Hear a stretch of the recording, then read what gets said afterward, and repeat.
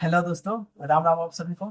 दोस्तों, आज मैंने फिर आप सभी के लिए 15 कंप्यूटर के ऐसे महत्वपूर्ण प्रश्न लेकर आए हैं जो आपको बहुत ही उपयोगपूर्ण साबित होने वाले हैं। ठीक है दोस्तों, ये 15 के 15 क्वेश्चन बहुत ही सिलेक्टिव हैं, इसलिए वीडियो को बिना स्किप किए हुए देखिएगा और सीखने का प्रयास कीजिएगा।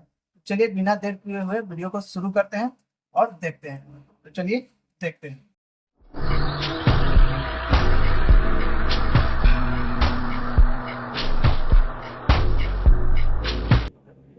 तो ये रहा आज का आपका पहला प्रश्न। दोस्तों, एटीएम क्या होते हैं? ठीक है, आपका ऑप्शन ये रहा। एटीएम को क्या बोलते हैं दोस्तों? हम लोग बैंकों की शाखाएं, बैंकों की स्टाफ काउंटर, बिना स्टाफ के नकदी देने, ये सभी या इनमें से कोई नहीं। तो दोस्तों, इसका सही जवाब सी होगा। ठीक है, एटीएम क्या होता है? एटीएम एक बिना स्टाफ के नकदी देने वाला सिस्टम होता है। ठीक है, चलिए बढ़ते हैं अब अगले प्रश्न की तरफ।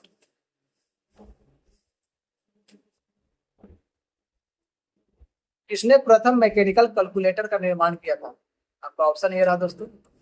Joseph Marie Jacquard, John Mauchly, Blaise Pascal, ये सभी या इनमें से कोई नहीं। दोस्तों, सबसे पहला मैकेनिकल कैलकुलेटर का निर्माण ब्लेज पास्कल ने किया था। ठीक है, तो इसका सही जवाब सी होगा। ठीक है, बढ़ते हैं अब अगले प्रश्न की तरफ।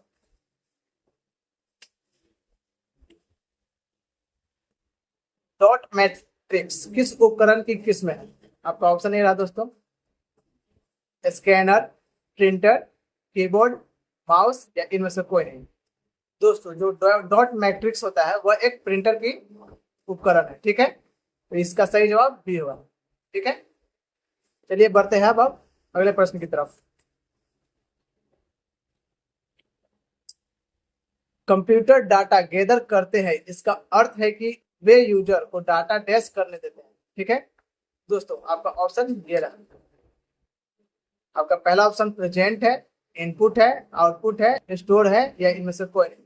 तो दोस्तों, कंप्यूटर जब डाटा को गैदर करता है, अपने अंदर एकत्रित करता है, तो उसे हम लोग क्या बोलते हैं? ठीक है, तो उसे हम स्टोर करना बोलेंगे। ठीक है, तो आपका सही जवाब डी होगा। ठीक है, चलिए बढ़ते हैं अगले प्रश्न की तरफ। कंप्यूटर का मुख्य पटल कहलाता है। ठीक है, आपका ऑप्शन ये रहा दोस्तों। ठीक है, क्या वो फादरबोर्ड कहलाएगा, मदरबोर्ड कहलाएगा, कीबोर्ड कहलाएगा या इनमें से तीनों या इनमें से कोई नहीं। दोस्तों, कंप्यूटर का मेन बोर्ड क्या होता है? ठीक है, तो उसे हम लोग मदरबोर्ड बोलते हैं। ठीक है, इसलिए आपका बी सही जवाब होगा। ठीक है, चलिए बढ़ते हैं अगले प्रश्न की तरफ। पास्कल क्या है? आपका ऑप्शन ये रहा दोस्तों। पास्कल एक कंप्यूटर की भाषा है, कंप्यूटर की इकाई है, कंप्यूटर का ऑपरेटिंग सिस्टम है, कंप्यूटर का एक प्रकार है या इनमें से कोई नहीं। तो दोस्तों, पास्कल जो है एक प्रकार की कंप्यूटर की भाषा है। ठीक है, तो इसका सही जवाब ए होगा। ठीक है, पास्कल एक कंप्यूटर की भाषा है। ठीक है, चलिए बढ़ते हैं अब अगले प्रश्न की तरफ। पद बीट डैश का लघु रूप है। ठीक है दोस्तों, इसका आपका ऑप्शन ये रहा। बीट जो है वो किसका लघु रूप है? क्या वो मेगाबाइट का है, बाइनरी लैंग्वेज का है, या बाइनरी डिजिट का है, या बाइनरी नंबर का है या इनमें से कोई नहीं। दोस्तों, बीट जो है वो बाइनरी डिजिट का एक लघु रूप है। ठीक है, तो इसका सही जवाब सी होगा। चलिए बढ़ते हैं अगले प्रश्न की तरफ। डैश सॉफ्टवेयर कोड में त्रुटियां ढूंढने की एक प्रक्रिया है। आपका ऑप्शन ये रहा दोस्तों। क्या हुआ कंपाइलिंग है, जिसके जरिए सॉफ्टवेयर में अगर कोई भी त्रुटि होती है तो उसके जरिए हम कंपाइलिंग के जरिए ढूंढते हैं, या टेस्टिंग करके ढूंढते हैं, या रनिंग करके ढूंढते हैं, या डिग बगिंग करके ढूंढते हैं या इनमें से कोई नहीं। तो दोस्तों, जब हमारे सॉफ्टवेयर में कोई त्रुटियां आ जाती है तो उसे हम लोग बग बोलते हैं। ठीक है, उस बग को ढूंढने के लिए हमें डीबगिंग का यूज करते हैं। ठीक है, आपका सही जवाब डी होगा। चलिए बढ़ते हैं अगले प्रश्न की तरफ। वर्चुअल मेमोरी क्या होता है? ठीक है, आपका ऑप्शन ये रहा दोस्तों। हार्ड डिस्क मेमोरी, जिसे सीपीयू एक्सटेंड रैम की तरह प्रयोग करती है। वर्चुअल मेमोरी क्या रैम होती है? तभी आवश्यक होती है यदि आपके कंप्यूटर में कोई रैम ना हो। फ्लॉपी डिस्कों के लिए बैकअप डिवाइस है या इनमें से कोई नहीं। तो दोस्तों, वर्चुअल मेमोरी वो होती है जो हार्ड डिस्क की मेमोरी जिसे सीपीयू एक्सटेंड। चलिए बढ़ते हैं अगले प्रश्न की तरफ। इसका सही जवाब ये होगा दोस्तों। ठीक, टिपिकल नेटवर्क में सबसे महत्वपूर्ण या शक्तिशाली कंप्यूटर कौन सा है? आपका ऑप्शन ये रहा दोस्तों। क्या वो डेस्कटॉप है, नेटवर्क क्लाइंट है, नेटवर्क सर्वर है, नेटवर्क स्टेशन है, या इनमें से कोई नहीं? दोस्तों इसका सही जवाब सी होगा। ठीक है, नेटवर्क सर्वर। टिपिकल नेटवर्क में सबसे महत्वपूर्ण नेटवर्क सर्वर होता है। ठीक है, जो कंप्यूटर को शक्तिशाली बनाता है। चलिए बढ़ते हैं अगले प्रश्न की तरफ। डैश ऐसे डिवाइस है जिनका प्रयोग टेली कम्युनिकेशन लाइनों पर डाटा ट्रांसमिट करने के लिए किया जाता है। आपका ऑप्शन ये रहा दोस्तों। क्या वो ड्राइव्स है, ड्राइव वेज है, मॉडेम है, प्लेटफॉर्म है, या इनमें से कोई नहीं? दोस्तों इसका सही जवाब सी होगा। ठीक है, मॉडेम ऐसे डिवाइस है जिनका प्रयोग टेलीकम्युनिकेशन लाइनों पर डाटा ट्रांसमिशन के लिए यूज में लाया जाता है।